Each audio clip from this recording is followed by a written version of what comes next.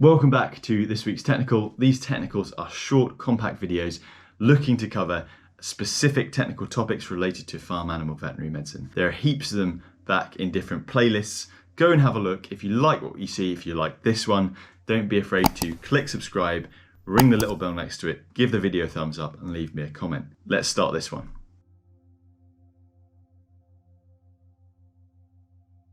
Now, suckler cows really are fantastic machines for turning low quality forage into beef and milk. Most of the year they get by on very, very little. There is one exception to that, and that is in the run up to calving and the early stages of lactation. That's because not only is she growing the majority of the calf size, but her udder's developing, she's making colostrum, and she's preparing for the somewhat traumatic event of calving itself. This puts her under a bit of pressure. At the same time, typically in a lot of UK systems, housed spring calvers receive a flat feeding rate. That is, they receive the same feeding regime throughout the winter. So they get the same in mid-gestation as they do in this late gestation period. So what are the consequences of getting this dry suckler cow nutrition wrong? Fundamentally, the success of a suckler cow enterprise is down to the number of calves reared per cow put to the bull. First off,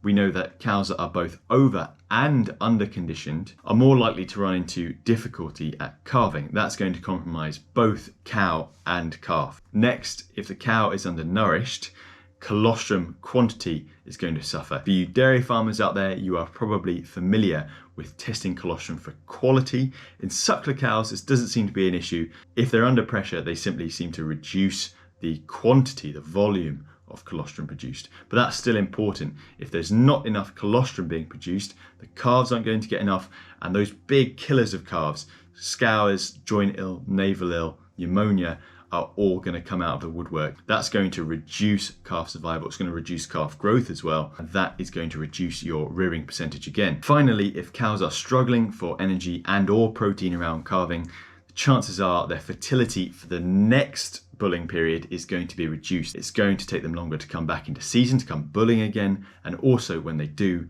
it may well compromise the likelihood of them actually conceiving. So getting nutrition wrong is going to reduce calf survival in this season and compromise fertility in the next. So do we have a baseline for how well we're doing, at least in the UK? There are surprising gaps in the literature when it comes to this topic, and in 2018 an AHDB funded study with the University of Edinburgh looked to fill some of these gaps. Primarily this study was looking at how many suckled calves get enough colostrum. When they don't, this is known as failure of passive transfer, or FPT for short. As part of this study, they sampled 988 suckler cows in the run-up to calving. They found that about 35% of them were struggling for energy in the short term, and 57% were struggling for protein in the short term. In contrast, they found that very few were struggling for energy or protein in the long term. In fact, more cows were over-conditioned than they were under-conditioned, 19% versus 4.5%. From these results, it looks a bit like suckler cows are perhaps being overfed over the annual cycle, but undernourished in this critical pre-calving period. And I should say, this was a study that herds volunteered for. If anything, you would expect these herds to have better than average results. By the way, the same study found that 1 in 3 suckler calves had what's called partial failure of passive transfer. That means they didn't get enough antibodies from the colostrum. So let's assume you want to invest a bit of money in finding out how well you're managing the nutrition of your dry suckler cows in late pregnancy. Instead of calling us, your vet, out to a calf with joint ill or a calving or an outbreak of calf scours, you're going to find out how adequate the ration is you're feeding them for this high stress period. Where do you start? Forage analysis is great. Everyone should be doing it, in my opinion. Every set of bales, every pit, it's very good value.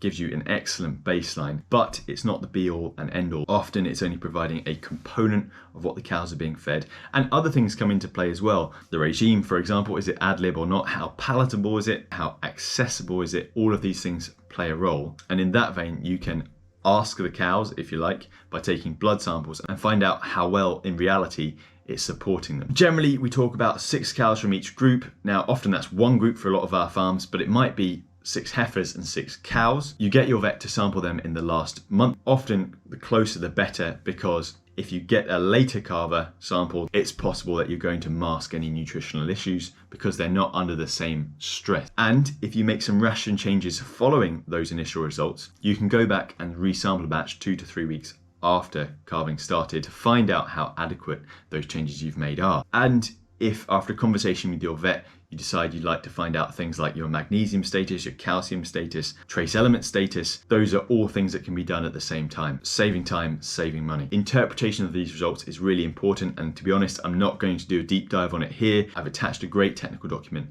with some good detail in the video description, but otherwise, just go to your vet and talk about it. Very briefly, there are long-term and short-term indicators of energy and protein status. These give you an idea of how chronic or recent any shortcomings in the ration have been. Likewise, when it comes to fixing any issues, really comes down to the individual farm. It deserves its own video. For now, all I'll say is sometimes it comes down to simply supplementing with a good source of something you're lacking, or prioritizing your higher quality forage for this period of higher nutritional stress. So that's a very brief roundup of metabolic profiling for suckler cows. A quick, good value way of getting an idea of where your cows are sitting nutritionally and therefore maximizing your calves reared per cow put to the bull. We know from that AHDB Edinburgh study that this is an area where we stand to make very good progress for pretty modest investment. Measuring your nutrition and making tweaks where you need to is going to improve calf survival and cow fertility. That's it for now. If you like that, don't be afraid to click subscribe, ring the little bell, leave me a comment and give the video a thumbs up. See you next time.